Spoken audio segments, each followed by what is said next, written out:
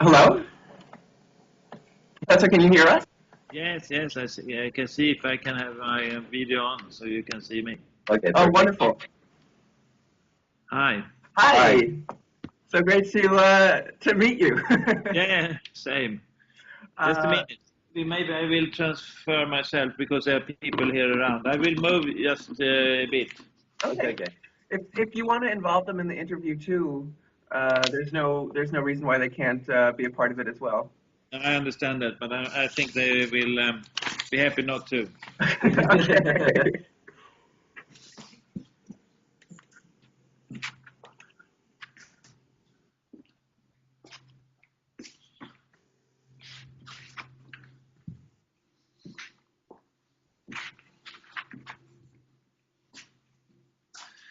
Okay, fine.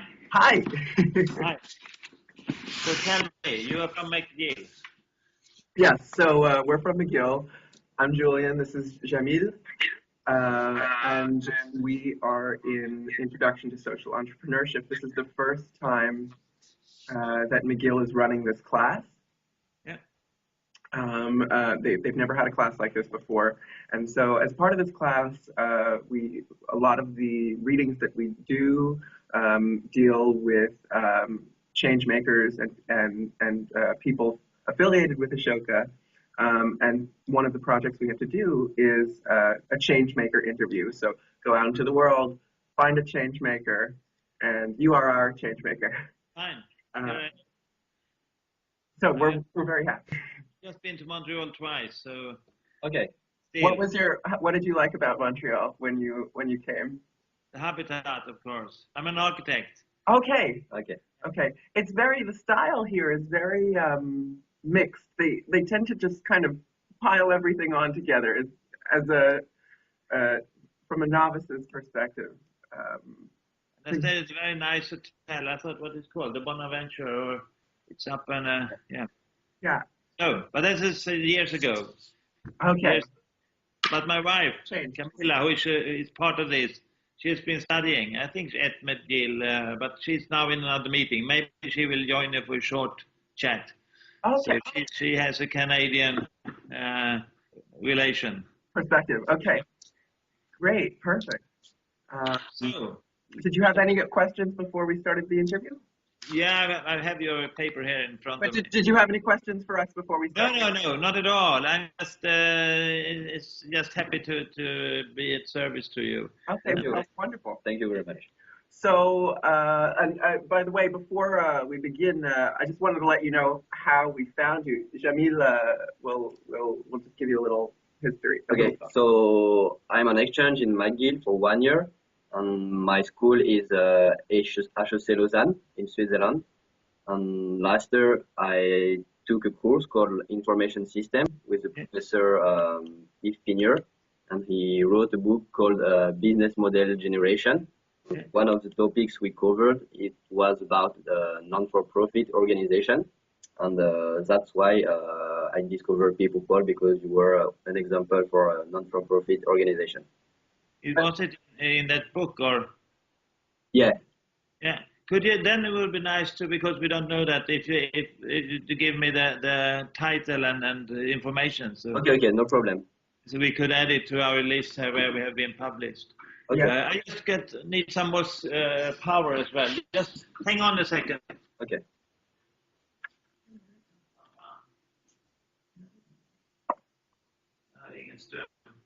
Yeah, but I think it was. Oh, really?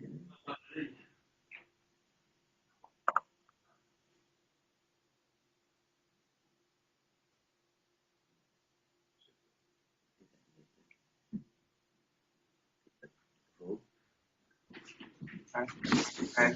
And I'm back. I can have more power. Oh, okay. So. Perfect. Okay. Wonderful. So how about we just dive right in and just ask, have the questions going.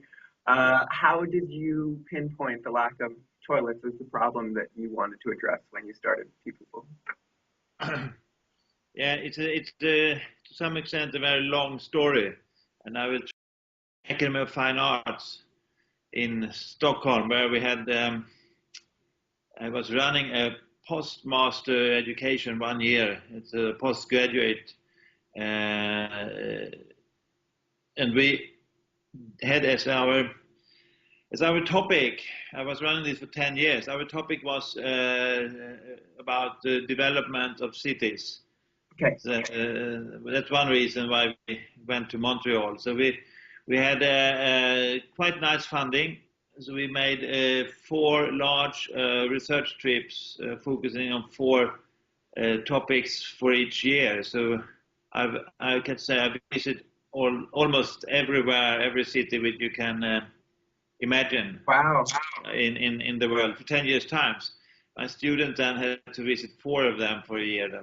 But then since to a certain extent about 60% of city dwellers are slums. Wow. If you don't take into the consideration the cities in the west, but if you exclude in the west, and in some areas like in sub-Saharan, it's almost 80% is slums. So the last 5 years we were almost dedicated only to slums. So it's our sort of research area, and that's how I came in contact with this problem. Of course, it's from visiting urban slums. So but was the problem always clear that it started with fecal bacteria and fecal matter, or did that develop over time? It wasn't at all clear. It took several years to understand and to realize the scope of the problem, and that's a bit to be ashamed of. But I'm not the only one in the world. So, right. So I call it a trip to Damascus with a reference to St. Paul. Where did this change? And it changed a specific meeting with the poorest of the poor, the so-called pavement dwellers in Bombay, in Mumbai, in India. Okay. Where we had a meeting. We will have a meeting with these poor women building their houses on the pavements, and these women, especially one woman, then explained the problem for me. So this is how it all started, with a direct face-to-face meeting with a very strong woman who told me and my students that they didn't need architects. Yeah. So maybe you have heard a story, and you can maybe it's easy if you Google about me, you will maybe read a story in the longer version on the web. But that's sort of an eye-to-eye discussion with one of the poorest people in Bombay. Mm. So that's how it started. And then I decided to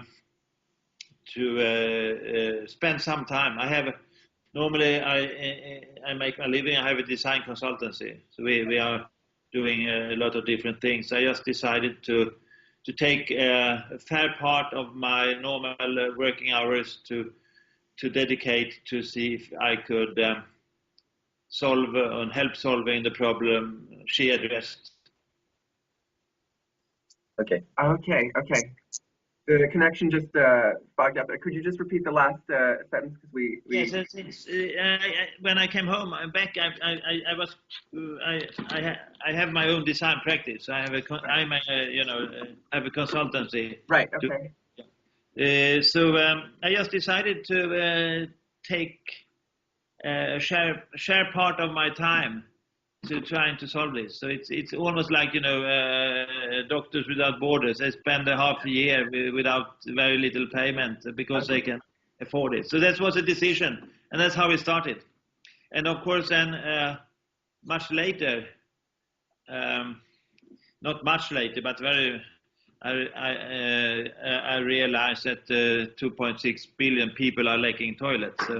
So it really started understanding the problem from a specific situation. Okay. The next question. Before 2005, was Peepoo bag production technology available with minimal financial cost and also at the same time environmental impacts. And as you develop the Peepoo bag, did you look at other existing or similar solutions for this problem and to improve your design? Before 2005, nothing like it, and that is now proven because we got a very nice patent. Yeah. And it goes very quick. So it's really no. Of course, if there had been any toilets available, they would apparently be there on the for people. There are obvious political reasons and every type of reasons. So I'm a professor then at the Royal Institute of Technology in a it's called design process. So it's my work of solving problems. So I really started with what is a problem to be solved, and the problem is not really that this woman didn't have toilets. I decided to make a toilet situation which was fully contemporary, which also of course had the ingredients of being affordable and available for that woman. Okay. So it goes with steps. It's a sort of a problem formulation, and that period of the work was finished. I normally describe it as you have to open a safe. You know, you have 6 numbers, but you have to find the 6 numbers, and you also have to find the sequence that they are, and eventually you have all the numbers, and you have the order, and then click, it says, because you get the last figure in the right place, and that happened about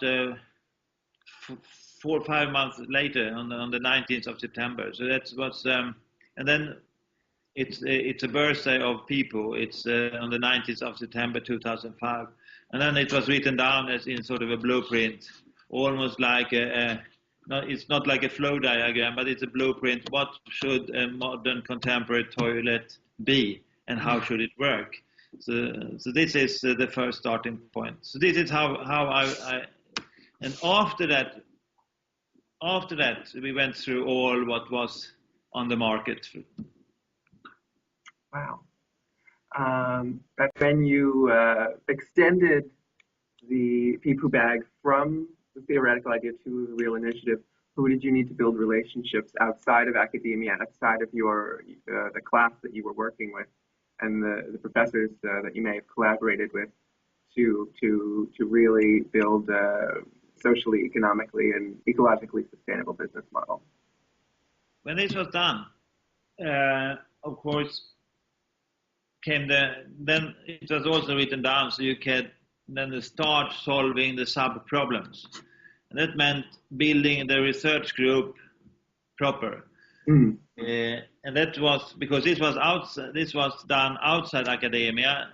So this is the starting point when you went inside academia first. Yeah. So we then started to build the project group. So the first person that was involved was a project leader, and that was my wife, who is talented in that. So she had the responsibility of building the group, and the group then was built according to every problem. We tried to build a group that we could solve this.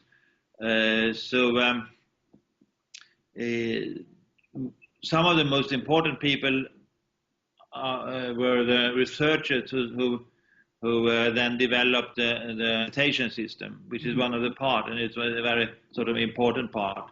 And funnily enough, then we did like that. It's sort of almost like a crowdsourcing. We went to look what possibilities are there for self-sanitation. And we have, of course, the requirements and the parameters that had to be fulfilled, because they have to be non-toxic and such things. Yeah. And it wasn't that easy, but you went through the web and found researchers and topics from all over the world. And then we made a list. And by accident, on top of that list, in priority, which looked most interesting, was researchers from Montreal. Okay. Yeah, and From then McGill?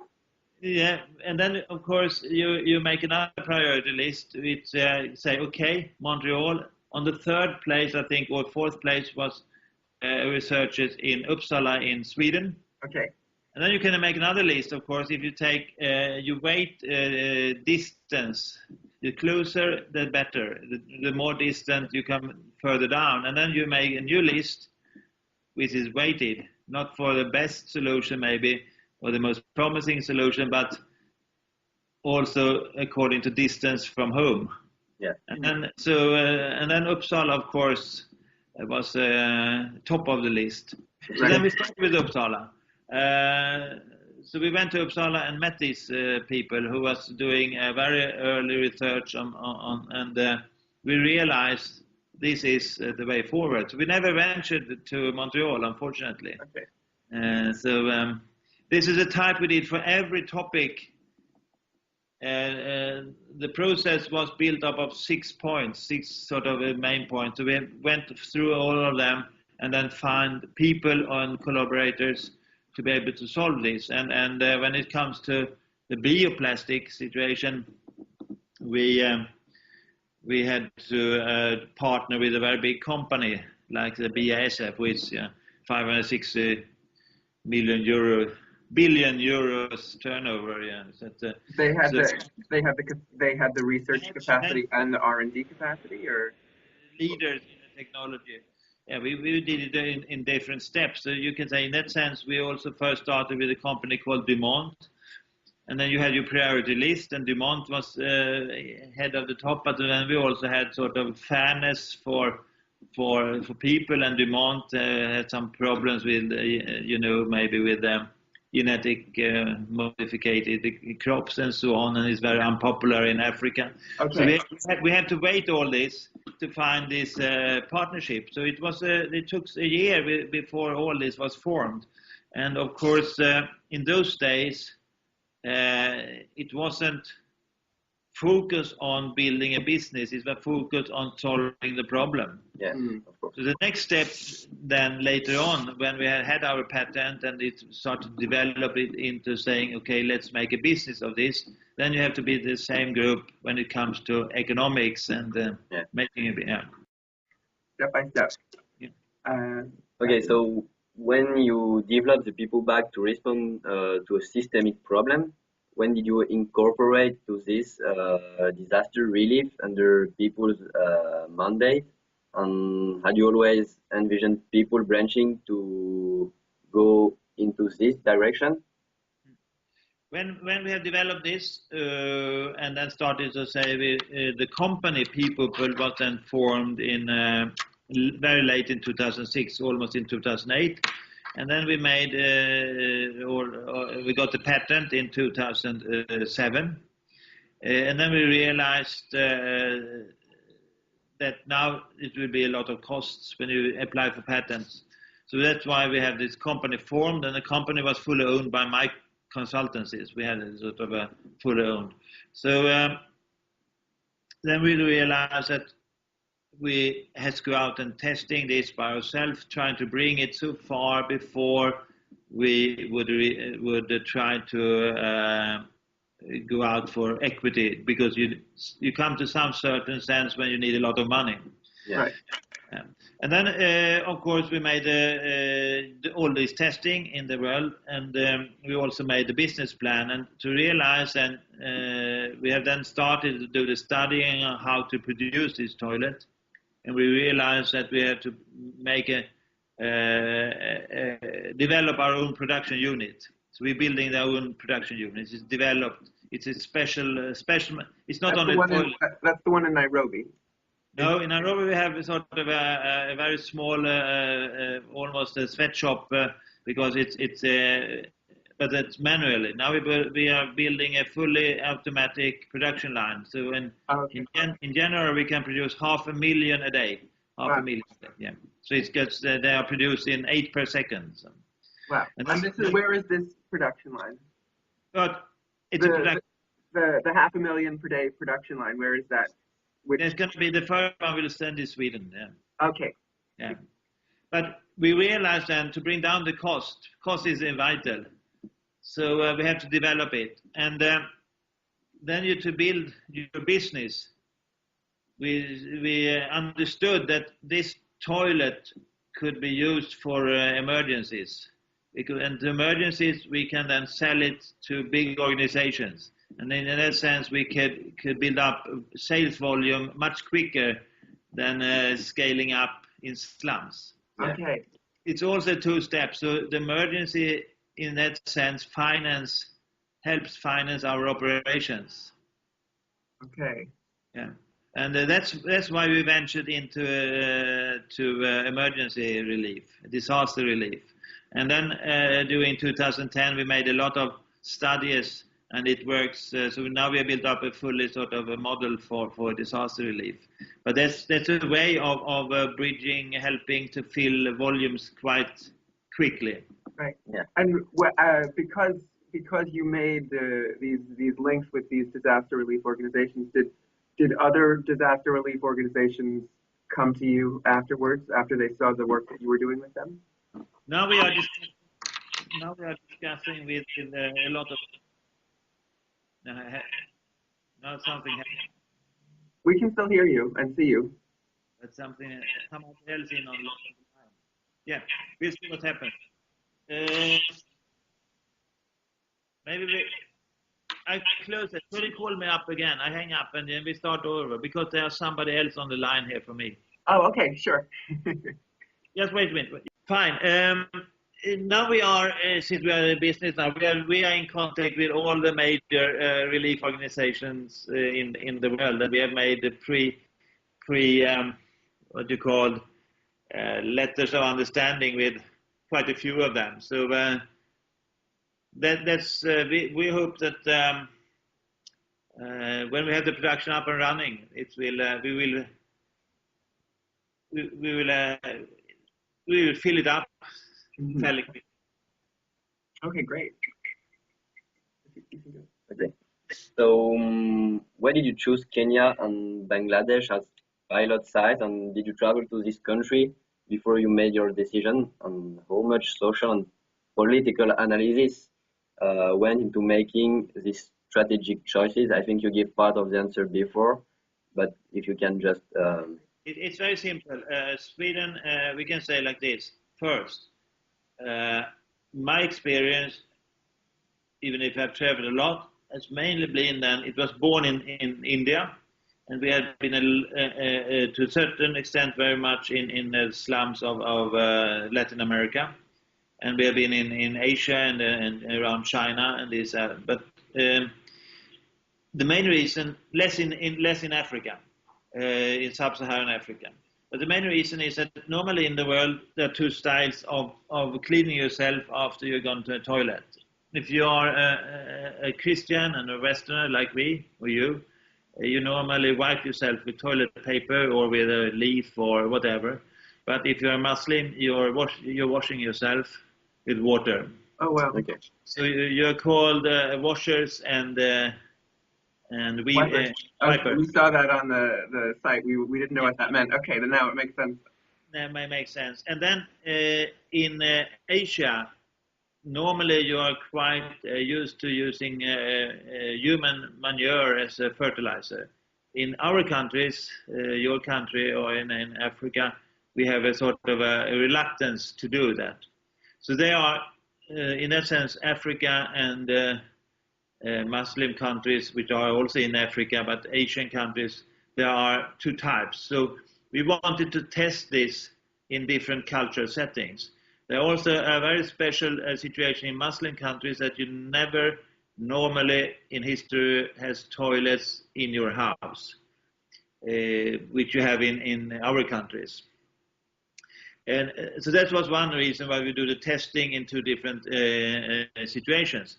And then we looked at countries, and Bangladesh is a smaller country than India. India is an immense country with also a lot of difficulties entering there. Bangladesh has a large slum population. It has, to a certain extent, a decent political, fairly stable political situation. And it also has strong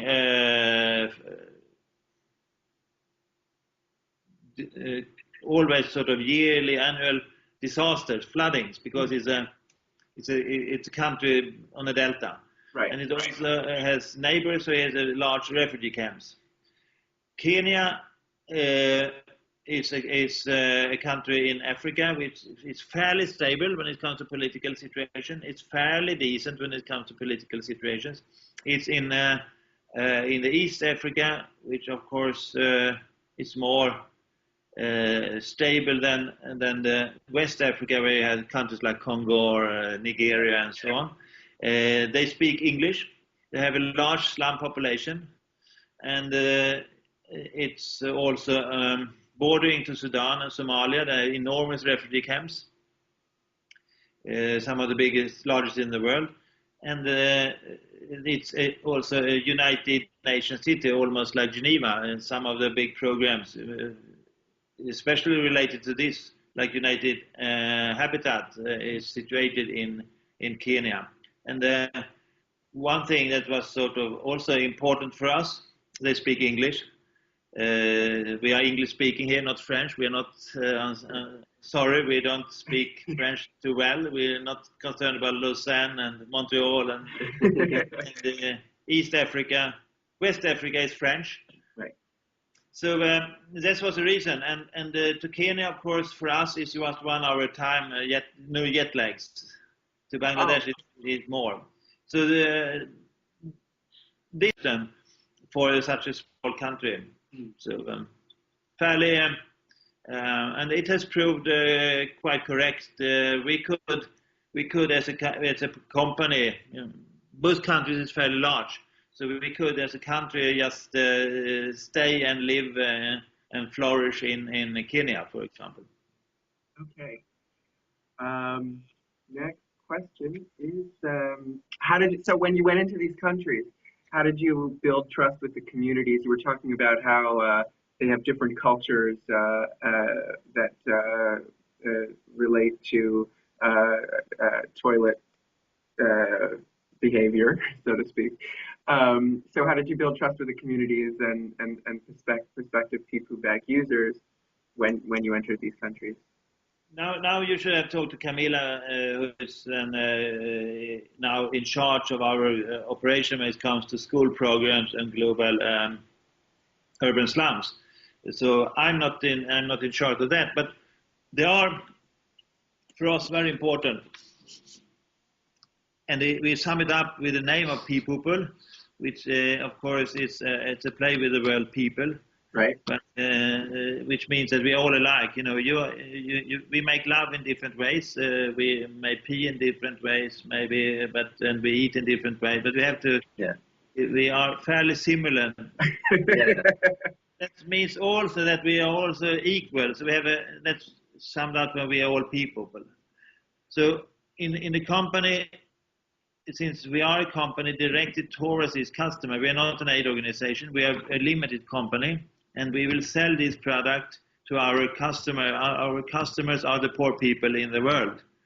So of course we try to build a sense of relation, almost like Apple does with their clients, because they are our users and they are what we live on. Mm-hmm. And we started then, and Camilla, who is in charge of then implementing this strategy, is a natural communicator. She's brought up in an ambassador family. She knows the importance of diplomacy, and the importance of diplomacy is, of course, that the people was born in a sort of direct meeting with this poor woman. So when we did the testing in different sites, and we did a testing in a slum called Kibera, who is now fairly well known after Mike Davis made it famous. In those days it wasn't that famous, but still we started it there because United Nations had the presence and we had to start somewhere. And we selected an area which is very poor in that big slum called Silanga. And that's when we entered and asked people to help us doing the testing. It's a lot of testing, ergonomical, how to design this toilet. So we had to work with these people. And then we made a promise that we will start there when we are finished, we will, since you are helping us, we will start to launch the product in your area. Okay. So trust is always built by, you know, sort of mutual agreements. When we enter an area, we also go through. There are also in slums, of course, different channels, and to a certain extent, there are uninformal institutions. So we have to be aware of these institutions, how it worked up. And we are, of course, now when we will scale up, we will do maybe a bit other strategy, because now we are finished with our product. We will have a more commercial attitude, which means that we will sell it. But still, in the basis of this, we are a product that makes a good thing for the community. Yeah. And that's a sort of a selling point, that you help yourself, but you also help the community. And the more we are, the bigger the community, the cheaper the toilet, the cleaner the environment, and so on. And it's almost like the more we are on using Skype, the more we can connect. So it's in that sense fairly modern way of. So we are just trying to use it's contemporary and transfer that to this situation. You know, connected that we are. They are they're clever people down there. Right. Next question. How did you convince people to embrace the Peepoo bag when they had long been accustomed to less sanitary means of relieving themselves? Yeah, that's now since we will scale up, that will be one of our main tasks, of course. How could we have people buy more and more toilets? Because we are, of course, talking to it that the more toilet we are selling, the better it will be for everybody. But it will be sold to people. When it comes to a school program, it's a donor-based situation, and then people has no problem using it because it works for them. You know, after a couple of weeks, children don't want to go to any other toilet. But when it comes to the population at large, it's a behavioral change. So it will take some time to have people getting used to it. So that we will use different strategies to have people used to it. And one, of course, is having, like we have, like, you know, in other companies, like Spotify, free trials, and then people get used to it. Right. When it comes to emergency, we have a model. We educate people, and we have a sort of a cascade model, so we can, and then we secure the use of it, and secure that people understand it. And since I would say there are a lot of reports now, people are very quickly getting used to this toilet, because it looks more like a toilet for them than a Western toilet looks. You know, they don't want to go to a latrine. Right. Nobody. So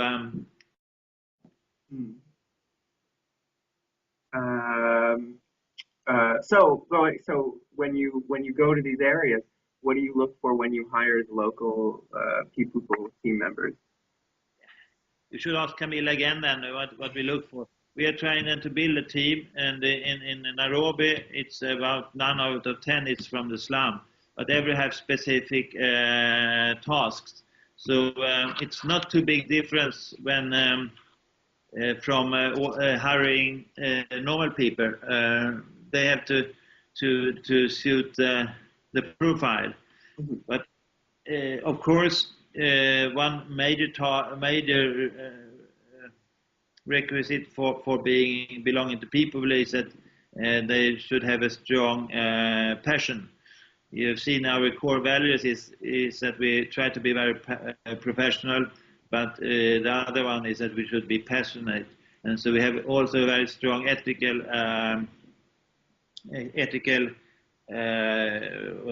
requirements, which means that we look for people who doesn't look down on other people, who doesn't look down on poor people, and who believes that we are, like I say, we are all Peepoople. So you have to be a certain you can't be, you have a certain outlook of life. That's And it, you that's find important. that most of the people who apply for the positions have that outlook, or do you have to? It's easier it's easier in the slums than it is in Stockholm, but because we tend, as Westerners, we tend to have a we and them perspective. But I would say we are quite happy with the staff here in Stockholm. So I shouldn't say that they are not passionate. They are extremely passionate. But Right. It's easy to forget that we are living on the same planet and we are sharing the same situation, and that is now. So we work on that always here in the company. Great.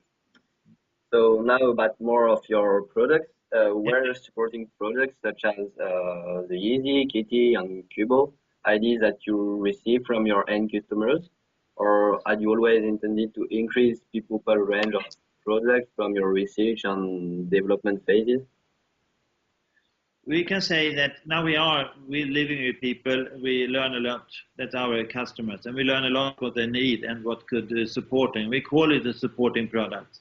Now they look a bit different maybe from what you saw on the web page, but you will see from today, I think, if you go into news, how the new product range look like.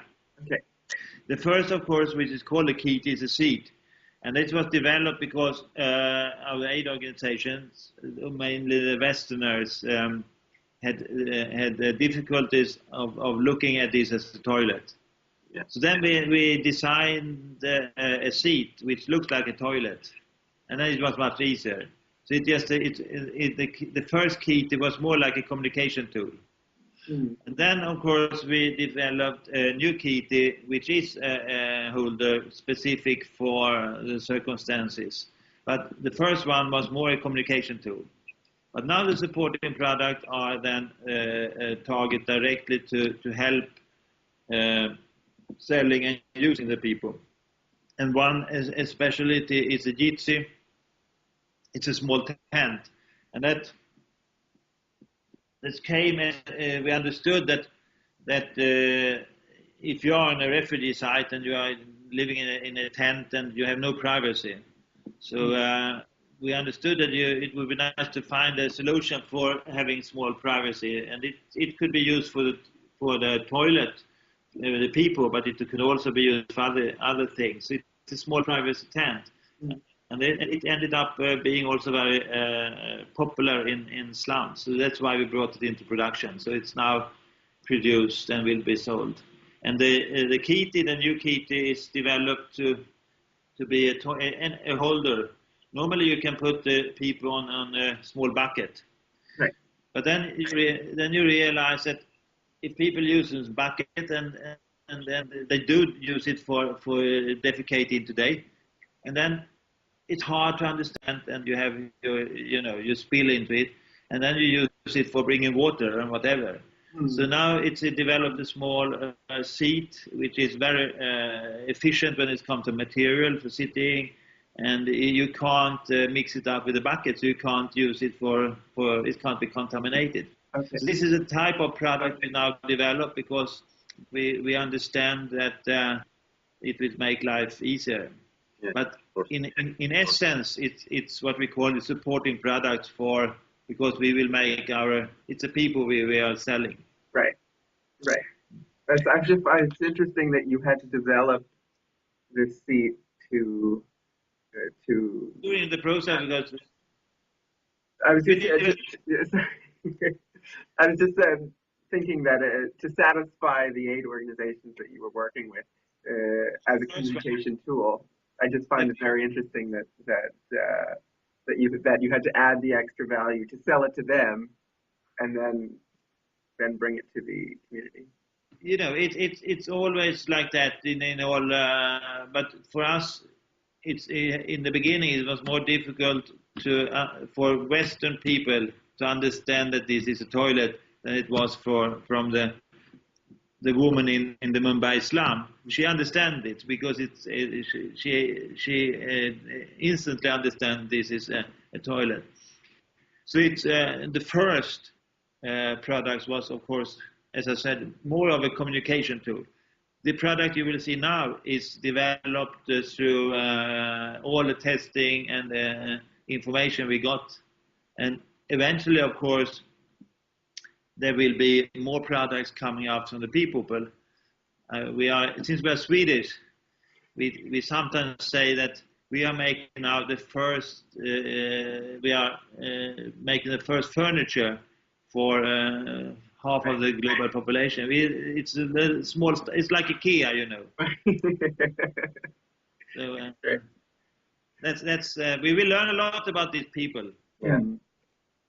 So next question is, so after you launched this and you were recognized by Ashoka, how has Peepoople and the organization as a whole benefited from your validation from Ashoka, and how do you think you personally benefited from the relationship? Ashoka is a nice organization, and first on a personal level, the selection process was very tough, and then you learn to know all the people who then selected you, and we became good friends. And then especially we have now has very good contact with, because we then have contact all over the world. So we have very good contact with Ashoka in Germany and in Kenya. And in certain points they have helped us on solving certain problems, especially when as a door opening for making contacts. But there are also a lot of different programs. So Ashoka is extremely valuable for us.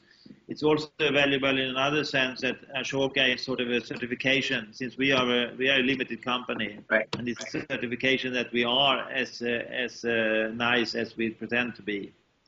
Right. So on another level, of course, in Sweden, Ashoka is not well known. So in Sweden, people are almost used as advertising for Ashoka. So we are a sort of a tax refund here. We are in Sweden. We are making Ashoka known.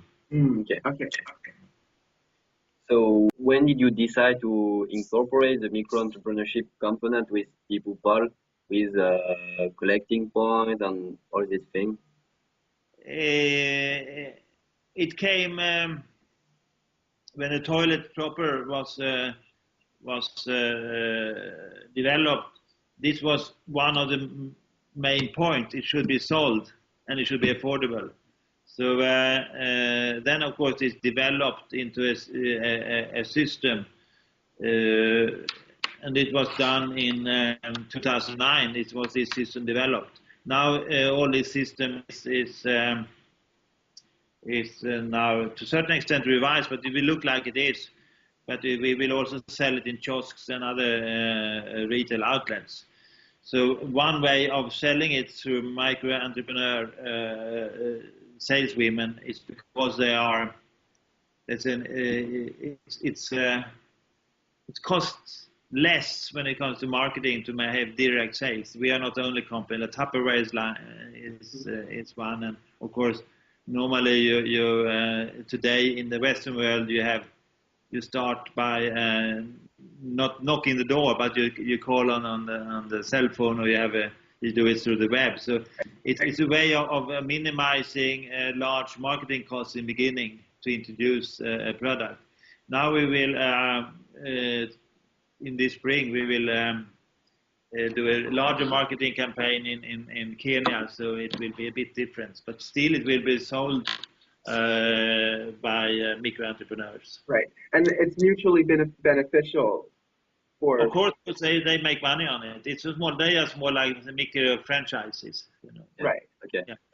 So it's flowers to make his earning. You know, spend his to make possible his studies. You know, right.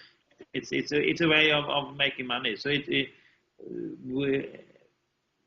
but it will be sold in different. It will be from a year from now. Now we have the big production coming up. It will be sold in supermarkets, and Wow.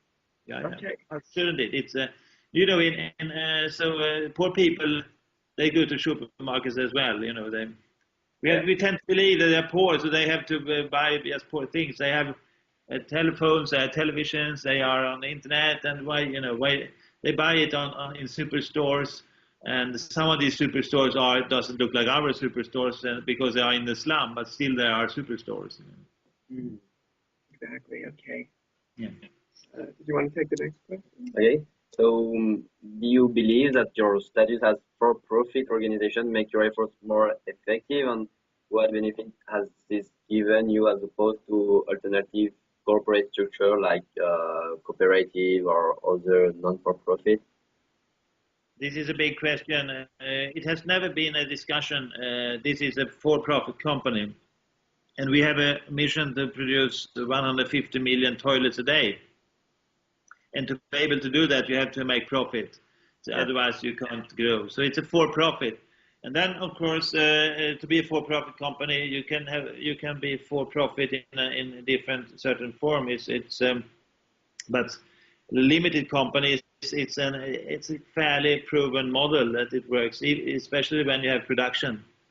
In Kenya, we work through an NGO, which is Peepoople Kenya, it's a non-government organization, and that's only because it was quicker to get an NGO in Kenya than a limited company, and then of course you have different tax tariffs so you can make the product, you can sell the product cheaper if you're not. But eventually the people will be a limited company, and the owners, of course, is for the moment private persons. We are all private persons, but in the future maybe it could be a foundation. Yeah. Okay. Yeah, you never know. So, but for the moment we are a limited company, and that's people. Some think it's awful, and some thinks it's good. I think it's a working model. So I guess on the heel, we had prepared the question. Have you considered a way of making Peepoo bags accessible at no cost? But what you're saying is, we never know. For now, this is the model that works because you have to produce so much every day. Yeah, for us it's a model, and we want to make profit, and then of course the investors in the company to raise money. There are different ways. So we have raised money because we invest now 4 million euro in a production line. 4 million euro. Wow. Somebody has to take that investment, and now we're taking it privately. And all these different persons who invest, they have their own private reasons to be here. Some want to have revenues coming out eventually. Some wants to make a nice exit, to sell it to somebody else. Some believe that I can afford and build a nice future for people, but they're all private. So in a sense, it's a decentralized structure through the ownership, and they are represented in the board. So I think I'm still the largest shareholder, but I'm not Peepoople. I'm the founder of the Peepoople. So it's a company, and it has its own life. Normally, as you are a social entrepreneur, you tend to mix up your personality with the company or with the organization. So I think it's very important that even if you are now interviewing me, right, Peepoople is Peepoople. It's not Anders Wilhelmson. Okay. Yeah. It's good to know.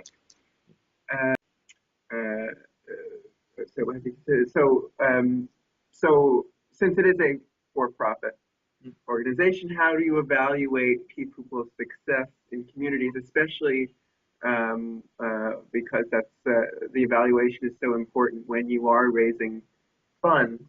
Have your evaluation methods changed over time, and do you use different measures for the more systematic approach in slum areas compared to the approach that you take with disaster relief efforts?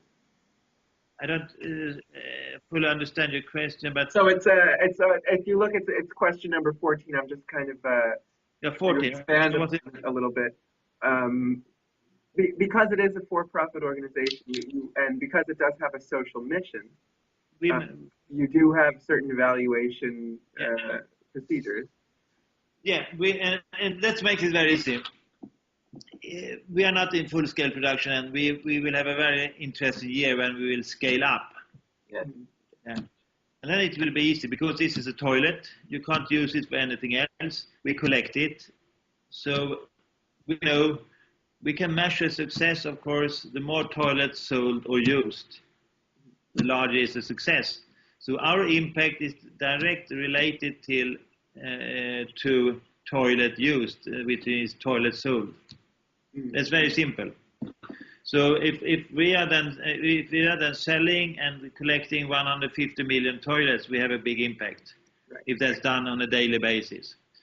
Then, of course, since we are not there yet, we have to also convince people, when we also are interested to see if there are different, how our customer relates, and we call them customers because they are our users, because that would make we could make improvements and changes. So we now have so many customers, so we can make customers research how they feel, and then about the product and how they're using it, and that's the evaluation, which is then not quantitative, it's qualitative, doing by focus groups and interviews and questionnaires, and then we evaluate how it's perceived in society, which means that, like in Sri Lanka, where we are, the perception that rapes of young girls has decreased to almost zero. So there's no rapes along. That the ethnic groups, there are less conflicts in the area because the toilet is introduced and so on. And that's quite. Can you trace that back to the? Yeah. You will, in a couple of weeks, you will have that on our webpage, this big report. And that's of course it's externalities, but that makes it's easy for us, because our funders, because we need funding today, because the toilet is a bit too expensive to sell with profit. So we sell it as a loss. So it's fun. It has to reach a certain level where we produce a certain amount of toilets where it breaks even. Okay, so scale. Yeah, we have to scale it. So that's where we have to convince our donors, and then we are more like an NGO in that sense, that we have to convince, and they are interested in these types of things. What could be the benefits? Why should we invest in Peepoos instead of latrines or whatever? Because it's cheaper maybe, but it also, if they have other sort of, you can use this toilet at home, it reduces sexual harassments and such things. So we do this evaluation, but primarily these evaluations is done to improve our performance in the area. Okay. Yeah, we will get better. Right. And in your production, do you evaluate, for example, how much water you use, or how much electricity, or some of the chemical components, the plastics? I mean, it is plastics do degrade over time, but much quicker. But we were just wondering, environmentally, if you use any of those measures. Yeah, of course we do. And first, since it's usually standard of being sort of not. One of the points was almost like Google's do no harm. So even if we can't solve this problem by creating other problems, and that's why that's sort of and since it also should be very cheap, but it's advanced materials, it's a high-tech product. We do use fossil energy, fossil resources for producing, because it's cheaper. But at the end, we are saving so much land and bringing so much fertilizer. So if you say the whole life cycle, the environment impact, it's immensely large for people because it saves so much lives and has a good impact. But we have to produce it to the lowest cost possible. So we calculate, of course, in the machinery, every aspect. It's a percentage of euro cents or Canadian dollar. It's hundreds of percents parts to. So everything is recalculated to the cost of one people, and we will bring it down and down and down, and eventually, hopefully, the cost of one people will be less than the value when used. Right. Yeah. So and that means everything that put into it is less what you get out, and that's a very. It's not too many products in the world who can be proud of that. Mm. Its value increases when used. Mm. Yeah. And also its environment impact increases when used, not decreasing. Right. You were talking about how it's used as a fertilizer. Have you found ways to measure food production created from peepoos? Yeah, sure. It will end now this middle of next year with a big, what we call an agricultural project running in Kenya. How to make this into, it's a fertilizer, but how to make it into commercial fertilizer and how to make that commercial fertilizer extremely potent. And that's, of course, we have the product is your feces, the user's feces. Right. But how do you, and that they are sort of inherent in the people that it's now in the bag. So you have all no losses of valuable nutrients like nitrogen. But you have to make sure that it's kept that whole process until the farmer has in the project, and you will in half a year it will be out on the homepage how the people is will be a very potent fertilizer. It's an organic fertilizer. So I can't tell you too much about that for the moment, but yeah, of course. We will mix it. We will mix it with some residues, which are. We will mix it with some residue which are today a waste. So we take two wastes. One is manure and then human feed, another waste, because they mix together, and then we have a very nice fertilizer. And then I hope that will be successful, which means that we solve another problem in the environment of Nairobi, hopefully. Okay, can you just repeat that, because the connection, the video and audio connection, we didn't catch everything you said, but it just seemed so important. When it comes to fertilizer, of course, when you use a toilet, your feces is a valuable fertilizer by your backyard.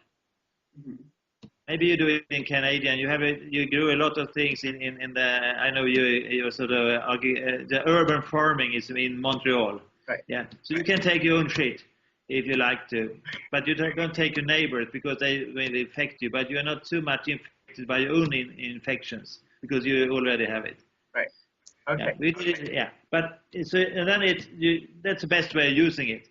But normally you produce more fertilizer as one person, and you could almost be a small farmer.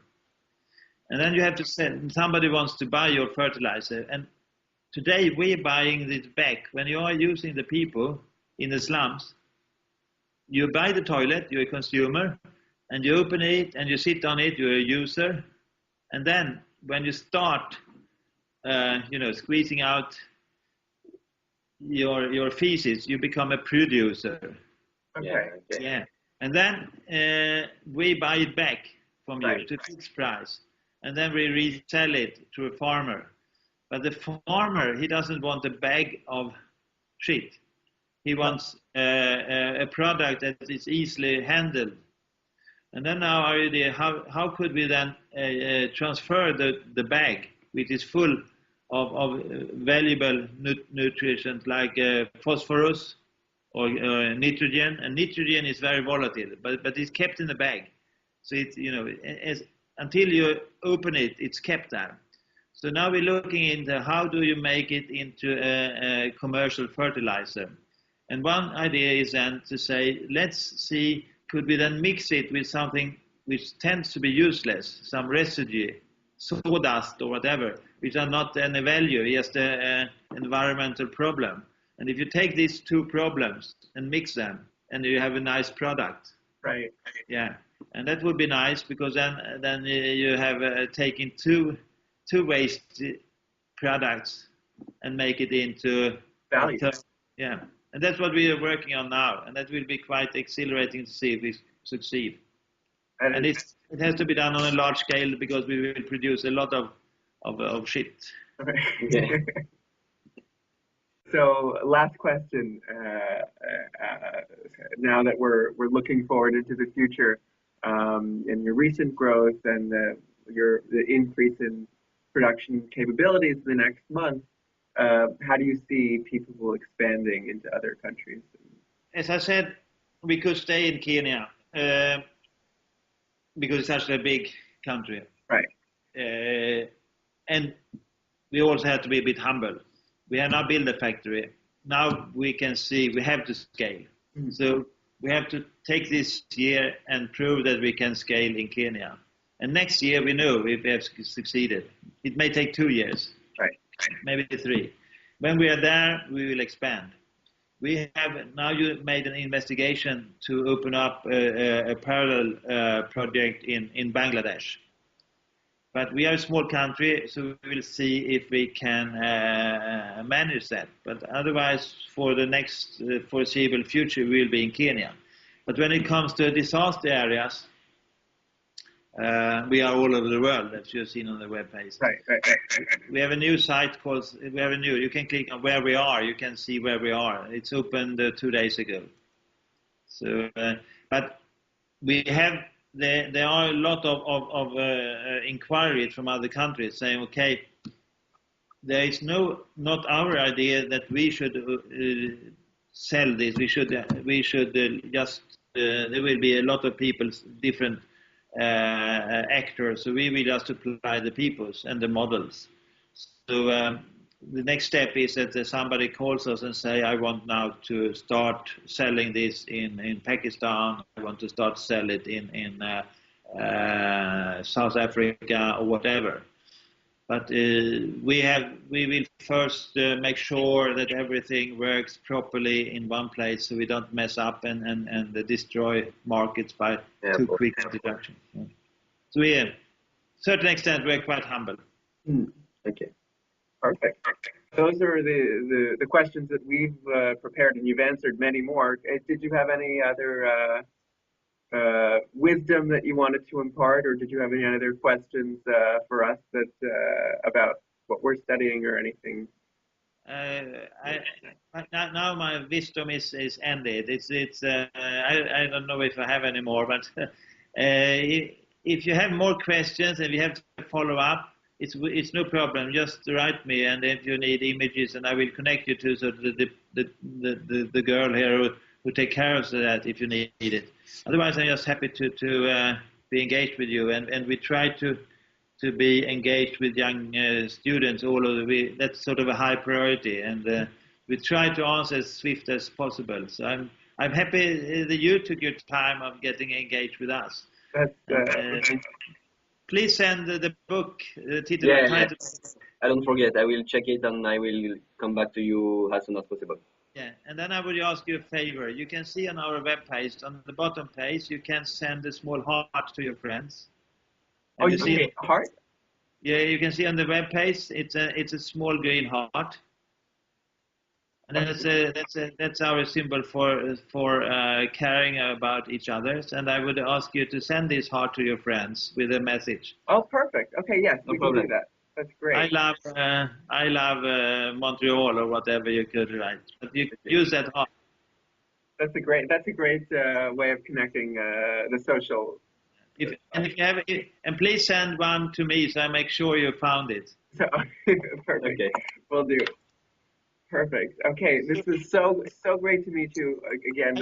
We're so impressed. 2 seconds. I will bring Camilla, and she says hello to you, and because she would love to meet 2 young guys from Montreal, because you may be in the age she was when she was there. I bring Camilla, who is in charge of Kenya, and you can say hello to her. Okay, Okay. right now? Yeah, right now. Yes, Okay, wait. sure.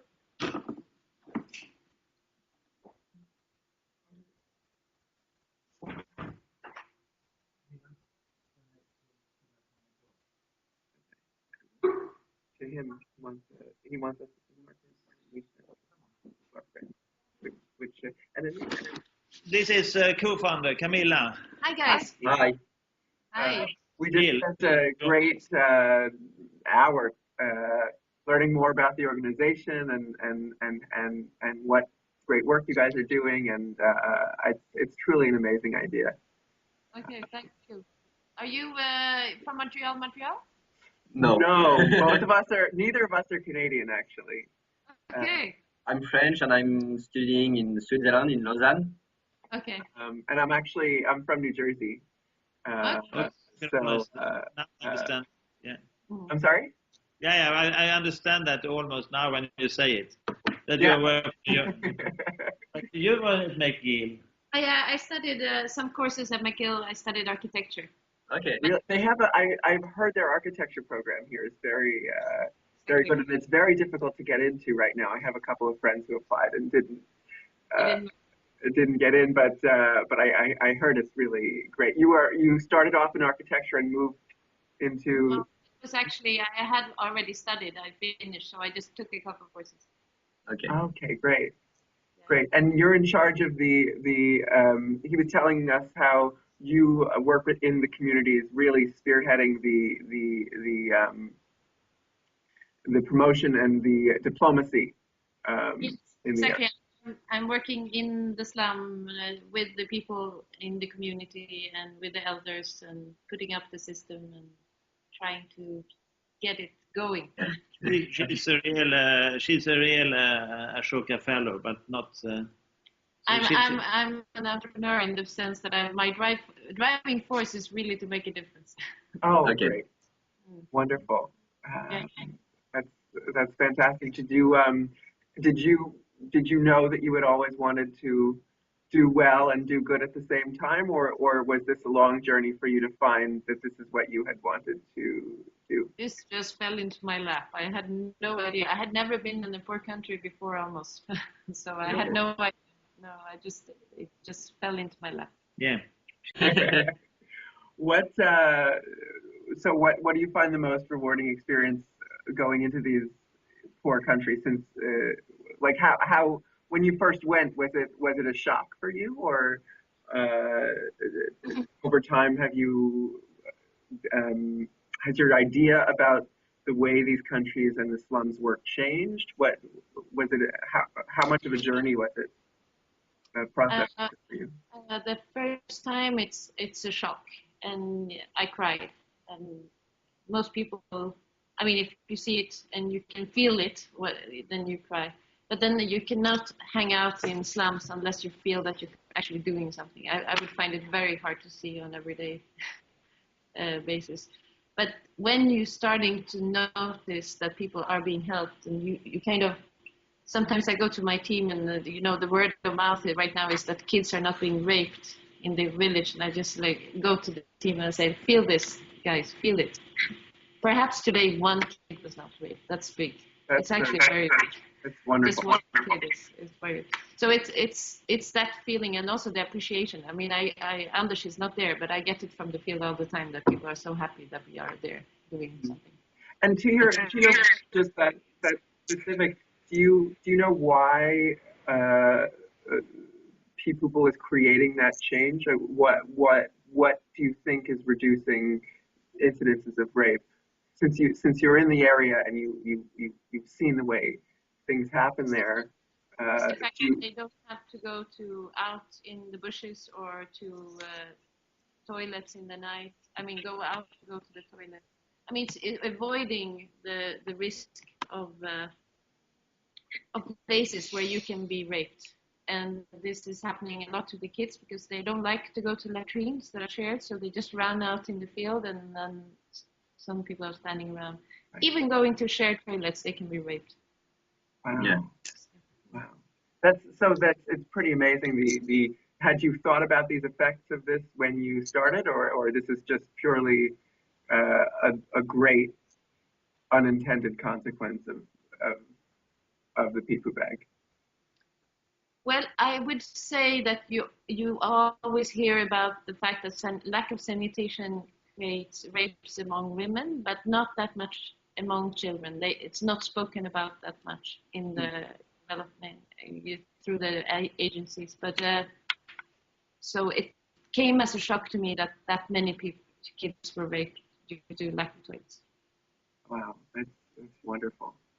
And he said that you guys, not wonderful what's happening, but it's wonderful that you guys are making a difference and really changing ways. And he said that there's going to be some updates on your website talking more about that, which we can wait to hear. Yeah, there will be an article. Oh, great. Wonderful. Well, it was fantastic talking with the both of you. We as students, it's so great to have this opportunity to learn from you guys, and we're very much inspired by the work that you. Thank you, and don't help us by sending these small